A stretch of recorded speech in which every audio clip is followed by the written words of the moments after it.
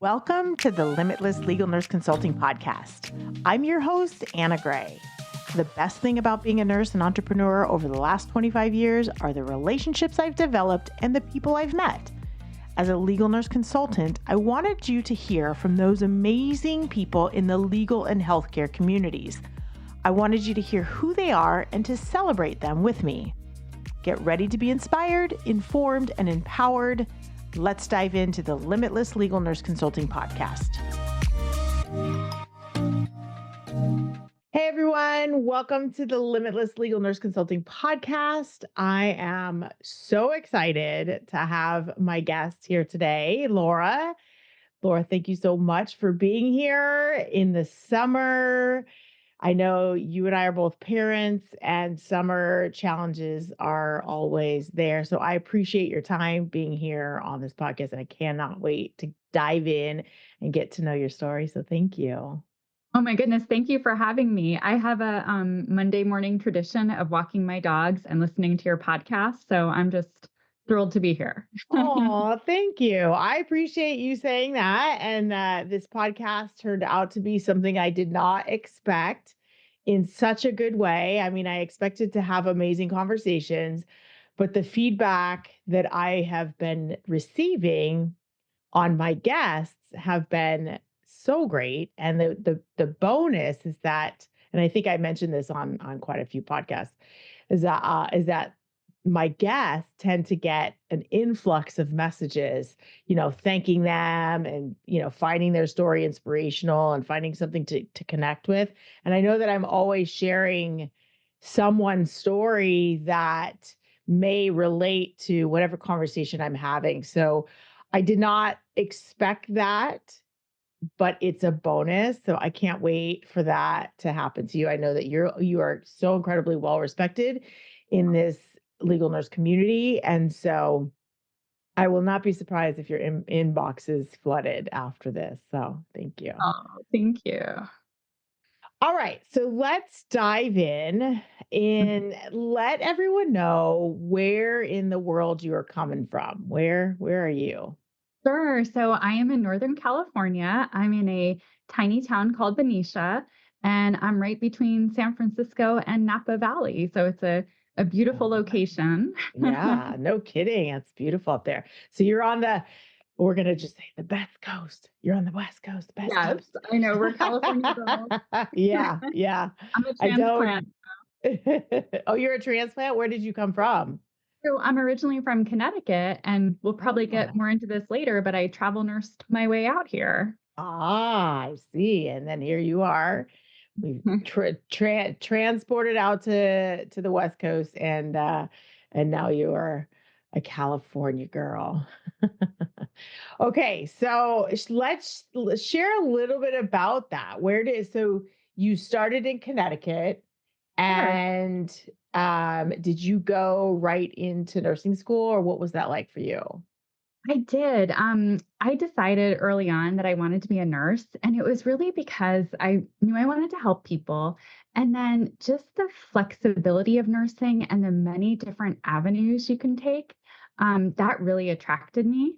So I actually graduated and was out working full time at 21. So I'm a life. Wow. Wow. Wow. And So was there someone that was an inspiration that was a nurse that you knew that you could do, all sorts of things with it or yeah. Well, three of my aunts are nurses, oh, and so I really thought it was interesting because one of them was a hospice nurse, one of them was a school nurse, and one of them started as an emergency department nurse and became a CNO. So I thought, "Oh my gosh, that's so neat. You can just do so many different things. You'll never have to worry about finding a job. Nursing is just so plentiful with jobs." So I was inspired by them. And then I started at Yale New Haven Hospital. I think I had a job before I even graduated because there was a wow. nursing shortage. It was 2000, the year Mhm. 2000. Mhm. And I started in med surg and I Mhm. did that. But I always knew that I wanted to do ICU, critical care, Mhm. adults. I can't do peds. My Mhm. heart just would Mhm. break. Yep. Very similar stories. So we became nurses the same year. And I also could not do peds for the same reasons. And obviously it was before I had kids, but I just, if it takes a very special person to do peds. So Yeah. yeah, I'm with you on that for Yeah, sure. I was just gonna say that. It takes such a special person, and no, I just can't. Hmm. Exactly. So you got a job right away. And that was also same thing, shortage. It was back in the day when you could get a job right away and there were no new grad programs back then. It was like you just kind of either knew someone and, or you had a really good clinical experience somewhere and they loved you and hired you on. Was it like that for you, or how Yeah, did it you get that actually job? was. So I did a summer internship my junior to senior Mm, year, mhm, and mhm, then I mhm, actually ended up going back and working on the same floor, for my mhm. internship. So it was a Yeah, start. Um, it was a busy floor. I really learned a yeah, lot. yeah. And then I did an ICU training program, and I Uh-huh. worked in the medical ICU. And then I decided I really wanted to do travel nursing. I love to travel and just go Mhm. anywhere. So I actually got a travel nurse job in Manhattan, Oh, wow, and okay. this is kind of a funny story. So they Uh-huh, sent me to look at apartments, but the apartments were not up to par. uh-huh, uh-huh, uh-huh. And so I called my recruiter and I said, "Listen, I really want to work in Manhattan, but you have to get me a better apartment." And she said, "Laura, you're not Katie Couric," because Katie Couric had just renegotiated her contract. Uh-huh, uh-huh. And I said, "Well, I'm the Katie Couric of nursing." I said, "You want Yeah. me and you got to do better in my." Ah, So, and my parents always taught me, ask. yeah. If you don't Mm, ask, you'll never know. So mm, mhm, I got a beautiful one-bedroom apartment on mhm. Central Park West in a brownstone, perfect location. Wow. What a And dream. I know. And I had so much fun in Manhattan, going to shows on my days off and just Yeah, living it up in the city. The nursing work was hard there. right. There were no ratios. It was definitely hard nursing work. But I had a great time and just had so much fun living in the city. Wow. So how long were you working as a nurse before you jumped into traveling? How many years was that for you? Not long. I think it was about 2.5 or 3 years. Yeah, yeah. That typically, I remember that was about this the when people would take off, or it was something like you had to have, you know, 2 or 3 years experience before you could travel.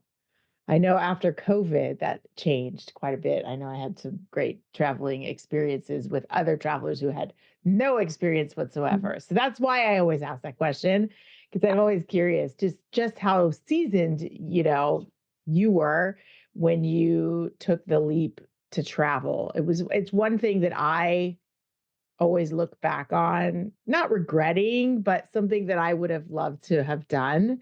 Um, life happens and it wasn't my story. So I'm always intrigued by those that have traveled. Okay, so you're in Manhattan. How long did you stick around there? Stayed there almost 2 years. And I hated to give up that apartment because it was great. Yeah, no kidding. Wow. All right, and where did that next adventure take you? So then I decided I wanted to come to California. I'd always Oh, okay. been interested in going to California, just the lifestyle, the weather. So I went to California. I did a few travel nurse assignments up in Northern California, and I actually met my husband and Uh-huh. pretty much never left That after was that. it. That was it. So when you did your assignments up in Northern California, were they all in the same specialty? I was in ICU, Yeah. and it might have been like some of the hospitals are tiny, and so it's just a general ICU. And Yeah. then I believe I was in some neuro ICUs as well, Hmm. more specialized units. So it was a great experience. Yeah. I'm curious, when you went to California, did you expect to come back? Or were you just like, I'm just going to travel and just see what happens with no real intention of returning necessarily? Or what was that? What was that like? I was kind of flying by the seat of my pants. Yeah. I was Yeah. young, single, traveling Yeah. everywhere. So I really didn't have a plan. Yeah. But then as soon as I met my husband, I was like, okay, this is it. I'm going to settle down here. Stay here. Yeah. Yeah. Wow. That's okay. So then did you come to a decision where you were going to just plant yourself? And then did you end up at one particular facility, or were you doing like local travel? Because I know that that is also a thing, or was a thing. Yeah. So I had traveled at this community hospital that I really loved. And so I Mm. actually went back there and took Hmm. a job there. And I've been there ever since. I think it's been 18 years. Oh, wow. So you found your home. Mhm. Yeah. And they have a really high rate. They always warn travelers, you'll probably Oh, end up staying here because it's a great wow. hospital. They really Wow. have a lot for their nurses. We have lift Yeah. team. We have lifts in the ceiling to help us. It's just a lot of Wow. really beneficial things for nurses. Yeah, lots of resources. You don't hear that very often. I mean, I don't hear that very often at all. And places that I've been um wouldn't necessarily say that. So it's really nice to hear that there are hospitals out there that um support nurses, with resources so that you want to stay. That's the other thing, is that we tend to find nurses that don't stay because they're not appreciated, and there aren't the resources, and there are the risks and all those things, which is a really sad state. But that's Yeah. nice to hear that you found a place and you continue to be there, and that they continue to support nurses. So I'm glad to hear Yeah. that. And I Yeah. think in California, it makes it more sustainable to stay at the bedside because of those resources. So I really wish more Absolutely. hospitals would follow suit with that. Yeah, absolutely. I totally agree with you. Okay, so you've been there for many years, Mhm. and I have a dog now down here. For Aw, those cute. listening, if you hear noises, there's a dog in here. Um, who snuck Love it. in the door. Um, okay, so I digress. This is, like I said, this is a simple conversation. For those of you who are listening, it's just a simple conversation, including dogs. Okay, so you've been there for a long time. Did you jump into any sort of management role, anything like that when you were there, being the So I've been there a long time. During that time, I had 3 children, so I was pretty busy with them. But I did jump into not management, but more education, clinical ladder. I was super busy. I was writing the critical care newsletter. I was on unit council. I was chair of the professional development committee. I ran education fairs for nurses, wanting to further their degrees. I was really busy doing all of this. But I had always been interested in legal nursing. And I remember I Mhm. even opened up a legal nursing book and it had Mhm. my maiden name, Laura Bouchard, in it. And I thought, oh my gosh, I've been thinking about Mhm. this for so long. Right. And Mhm. Mhm. I said, when am I going to do this? And I Yeah. actually had a life coaching session. Mhm. I was just kind of at a crossroads, like, what am I doing? Right. Right. And I would really recommend life coaching to anyone. It's great. Yeah. Um, and she said to me, she said, as long as you keep saying yes to what other people are asking you to do, you're going to have to say no to what you want to do. And I was Yeah. like, oh my goodness. I was Yeah. like, this is Yeah. it. That I'm so glad that you mentioned that, because I too have hired life coaches in the past. I've hired business coaches and life coaches. For me, the life coaching wasn't necessarily about my profession or what I was going to do next in life. It was a life coach to get me through my divorce. And I was a big proponent of coaches before that.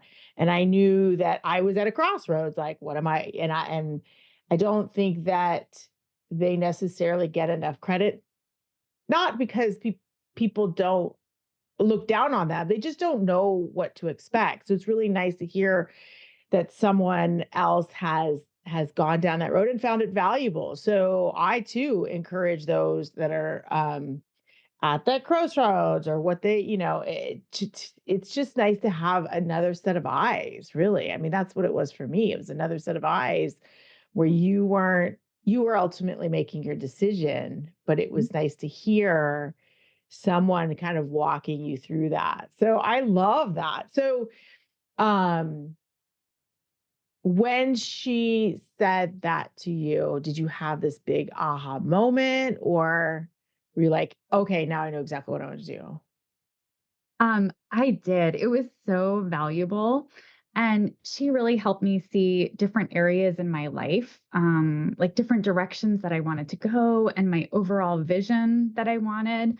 And so then I talked to my husband and he said, yeah, he said, you got to go for this. He said, you've been talking about it for so long. Let's make this Mhm, happen. mhm, Um, so I signed up for a training program. And then when I went to work, I said, I'm going to step back from the ladder program. I'm mm, not going to do that anymore. I said, I will happily precept, orient, I'll do all that stuff. But I said, I am going to step back from my committee work, the newsletters, just so I can pursue what I'm really passionate about. And right. they were happy with that. And I have a great position there now. So I do staff ICU nurse. I rotate through a few roles, Mhm. relief charge nurse, rapid response team. So I always say, whatever you need me to do, I'll do. Right, right. You're And like I the do jack of that, all trades. yeah. And I do it Good. part-time. Sometimes I will flex up to full-time. Like this month I'm working full-time because they needed extra people. Everyone's on Mm, vacation. mhm, But it's a mhm. really good balance for me. Right. Um, so once I started the training program and then, I actually met some local legal Mhm. nurses, Okay. and that's another tip I would say to anyone. Yeah. I actually met one nurse, Kristen, through the training program, Uh-huh. and so we would meet probably at least once a month, maybe Yeah. even, well, yeah, a couple of times a month. Yeah. Um, and we would just talk and if we couldn't meet up, we would text each other questions. And then I actually met another nurse through a virtual conference that I went. Okay. Um, it turns out we live like 10 miles away from each other. So, Yeah. Yeah. so we try to get together. It's been a little hectic, Yeah. but just meeting up with local nurses, bouncing ideas off each other, they're in completely different specialties than me too. Right. They're more in like the maternal health realm. So Mhm. if I get a case like that, I'm not going to Mhm. attempt it. I'm going to give it to them and vice versa. Sure. Um, it's just really helpful to have local nurses that you can talk to that are kind of going through the same thing. Yeah. How would you recommend someone reach out or find those local nurses? Because I know for me, um, there is someone that's local to me that we kind of bounce things off of, or one helps out the other in case there's a need. Um, but I think it just happened randomly. Mhm. What would you say for others that were looking to connect with other local nurses? Sometimes people find me on LinkedIn. I don't think I have my exact location, but Hmm. um, I've had people reach out to me. They're like, "Oh, I'm in Northern Yeah. California too," um, and then I would say if you join AALNC, there's local chapters and there's local meetup events. Right. Even on Zoom, there's local meetups, and that's actually Right. how I've met several people. So I would say just reach out, don't be shy. Yeah. I always ask people like, "Oh, where are you coming from? Where do you live?" Yeah. And I'm so Yeah. glad I asked Kathy because who would have known that she lived Right. literally miles away. Wow. Yeah, yeah, yeah. Yeah. I almost would say too that this would probably be a good idea. I'm not going to start the thread, but someone who's listening to this podcast, go in one of the groups and start a thread for where are you coming from? And I would love to see this happen. Let's see who does it. Yeah. It's like an Easter egg. Let's see who does it. But ask, where are you coming from? And I'm sure that there are connections to be made within that. I love that. I think that that's actually a really good kind of topic to dive into a little bit because I know that this podcast there's a lot of listeners that are just getting started. And then there are those that are not. And so there's this conversation about competition. But like you said, not every nurse has the same specialties. So it's very nice to be able to hand something off to someone and feel like it would be reciprocated. Am I right? Is that part of that Yes. conversation? Yes, totally. And I was actually, as you were saying it, I was thinking the same thing because I believe in abundance and a growth Mhm. mindset. And I Mhm. think that there's enough work out there for every legal nurse. I think we Right. all have our niches, our specialties. And so I don't really view anyone as competition. I view it as like collaboration, growing. Right. Um, Right. so yeah, so I love connecting with other legal nurses and I'm Yeah. happy to like jump on a phone call with someone that's thinking Yeah. about it and just, give them kind of my views and Yeah. things like that. So yeah, I really believe in abundance. Abundance. Yeah, absolutely. And I think everybody should take a big sigh of relief knowing that there are enough cases to go around. And obviously, there are different ways to acquire those cases, but it's not for lack of, that's for sure. Mhm. I know that myself, I experiencing ups and downs as far as gaps in time where you're just like, I just know that because I am doing all the work and connecting with all the people and doing all the things, that there will be cases that show up. This is a lull. I'm in between cases, those kind of things, and not to be discouraged in thinking, oh my gosh, it's now dried up, right?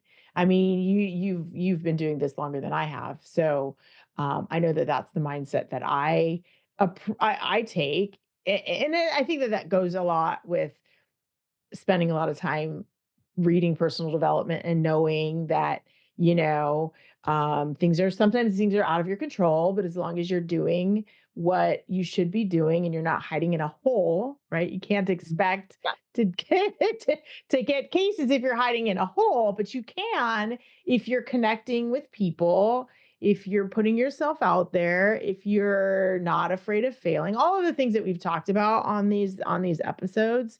So I like the fact that you shared that, you agree with the whole abundance thing, is that there are those opportunities and not to be discouraged, because it's really easy to do.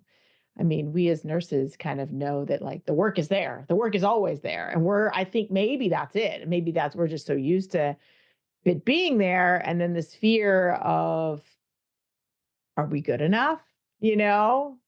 I know that that comes up a lot, but yeah, I think that connecting with other legal nurses, and like you said, you're willing to hop on a phone call with people, and I think that that was one of the um, really refreshing things about this community are how many legal nurses are willing to do that, and in a profession that's notorious for eating their young, Mhm. it's really refreshing.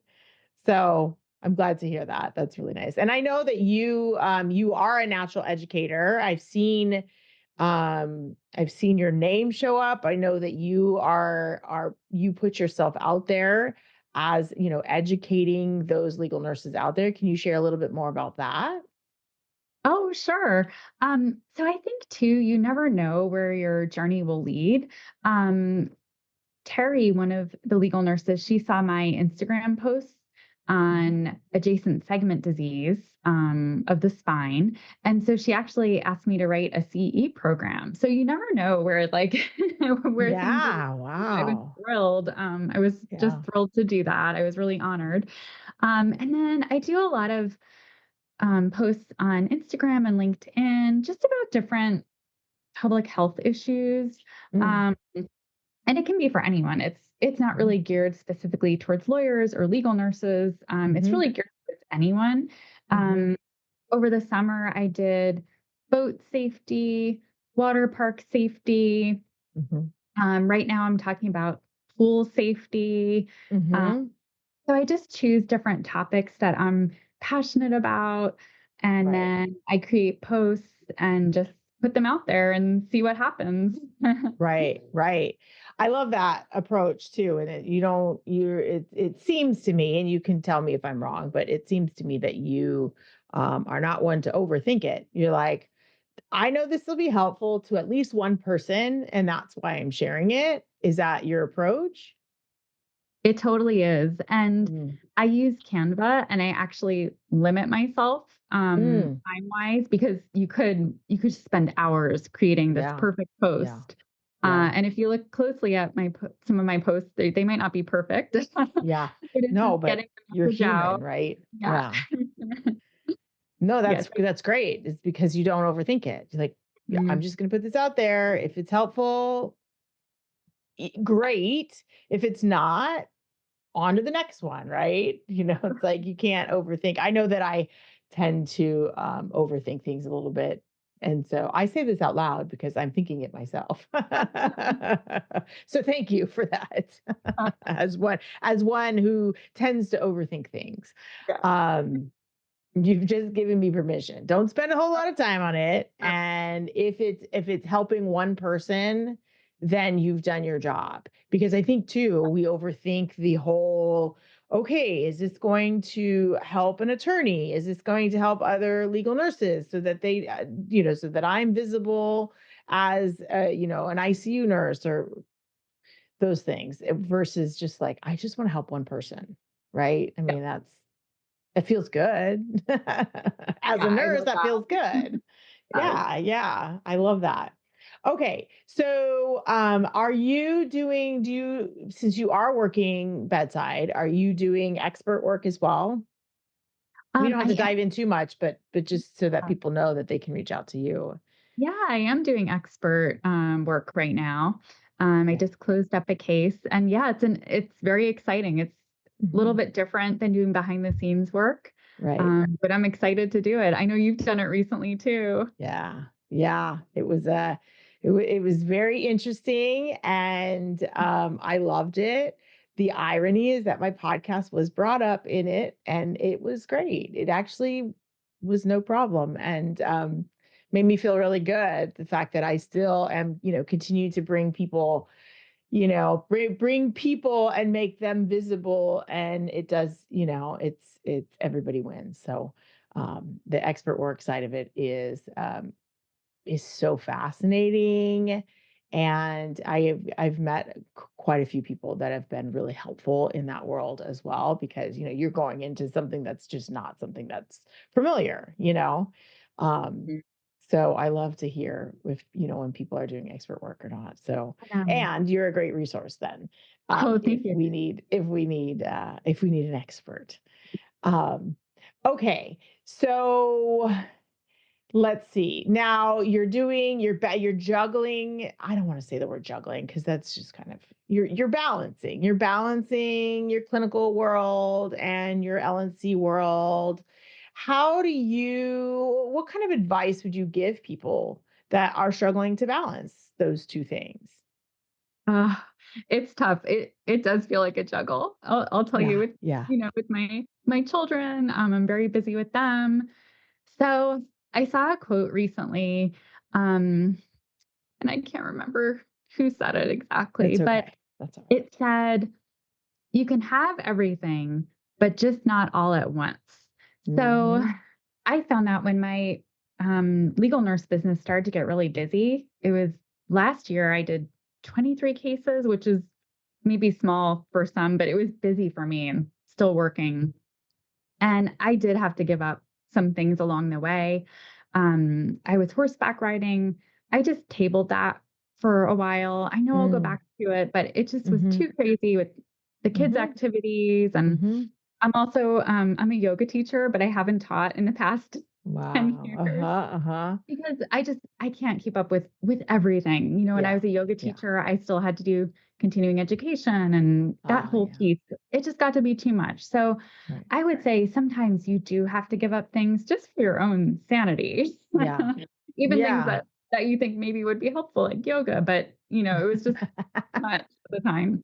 So Right. I would say, again, the life coaching really helped me to figure out what I want to prioritize right now. knowing that I can always go back to things later. Right. So I think it's great to just talk to someone, a therapist, a life coach, just talk to someone and kind of think through your priorities, Mm-hmm. what needs the most attention at the moment, Mm-hmm. and just to think too, this is a season of life. This isn't Mm-hmm. my whole life. I have to, Right. give some things up now while I'm working really hard on my business, Right. knowing that you can always come back to them later. Yeah, I love that.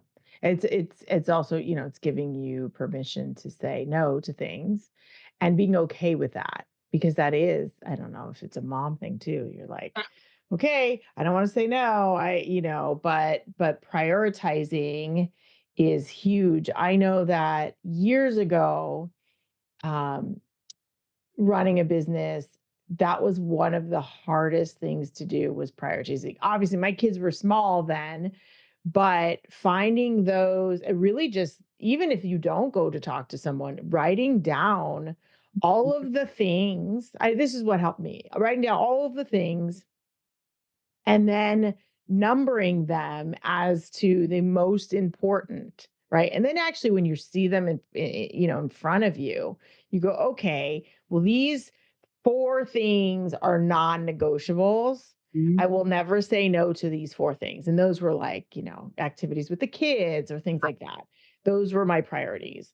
And then the ones that didn't rate as high were kind of a maybe no, but then you knew that if you, let's just say you had this big case that showed up on your desk and you looked at that list and you were Mhm. like, okay, well, this one doesn't, okay, we're going to have to say no to this, and then be okay with that. I know that those kind of things helped me see it because it can be definitely be a balance. I mean, a juggling act, and then especially when you have young children, it's like, I really want this business to work so that here's the dilemma. I really want this business to work so that I can pull myself away from bedside as much as possible so that I can spend time with my kids. Where do I make that one thing a priority, right? Like I have to work here because I need benefits and I'm not making enough doing this, but yet here are my kids, but I'm doing it for my kids, and all of those like mental, Mhm. the swirling in your head. And that when you do set those priorities, it's really easy to be like, nope, I'm going to say no to this because I know that that's not the priority. But my kids, when they stop and say, hey, come hang out with me, yep, got to say no to this so that I can go do that. I know that that's what helps. So I'm glad that you mentioned the priorities and kind of juggling and actually keeping it real. You are juggling. We are juggling. You're right. So thank you for sharing that. Uh, and I feel like Yeah. moms can do anything. So I you'll know, find a way to right? make it work. Right, right. And you know what? We're not perfect. You're gonna make mistakes. You're gonna say yes to something you should have said no to. You're gonna say no to something you should have said yes to. And that's just part of the journey, right? And you just learn from it and you do, okay, reassess the priorities now. Mhm. Right? Yeah.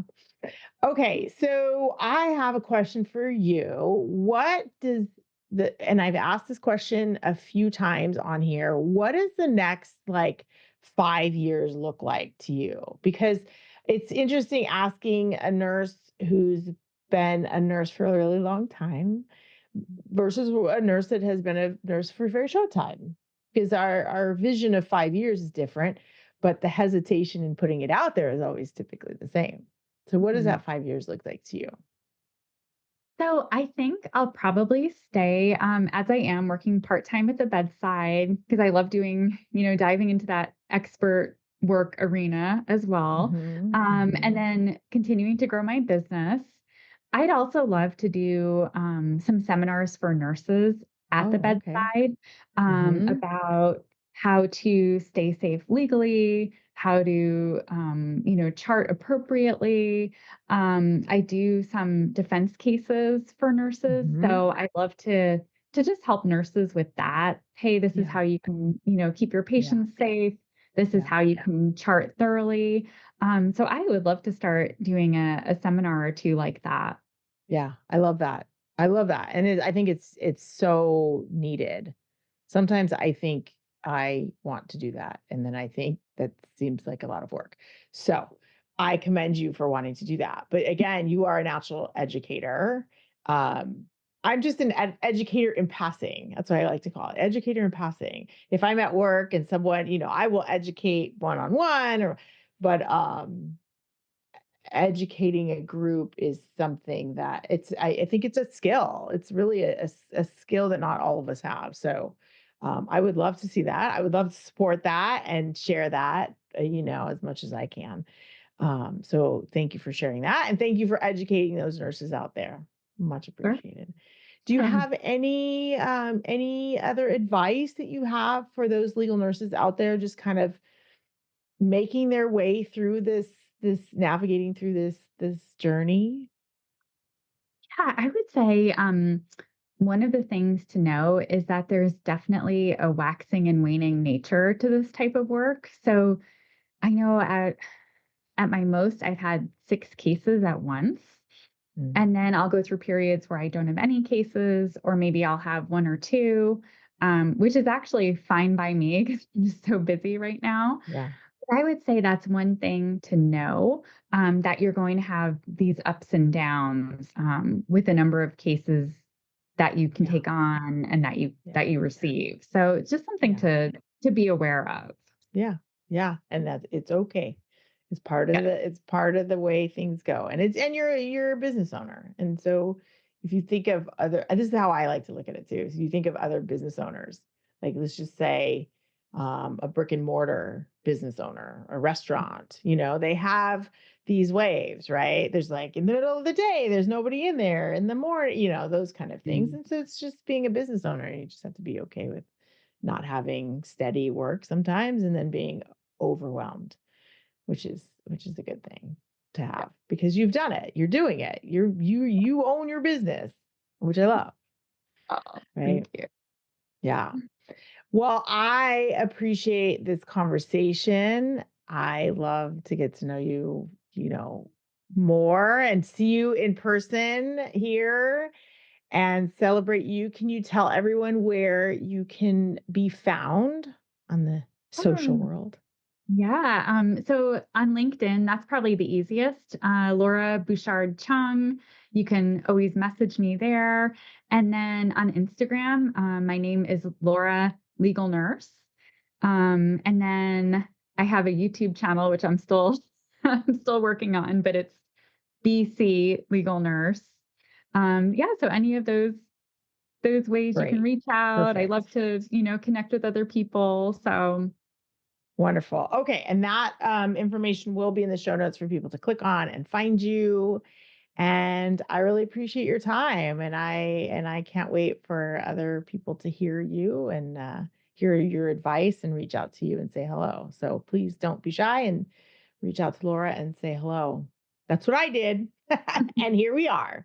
Well, thank you so much, Anna. And I have faith that we'll meet up in person one of these days. Absolutely. We're on the same coast. We will, for sure. Thank you for joining us in this fun conversation on the Limitless Legal Nurse Consulting Podcast. I hope you found this episode as inspiring and empowering as I always do.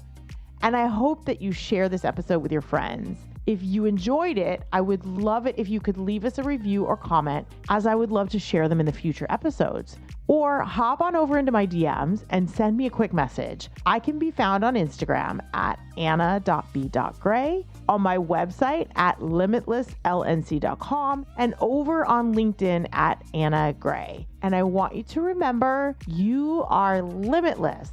Until next time.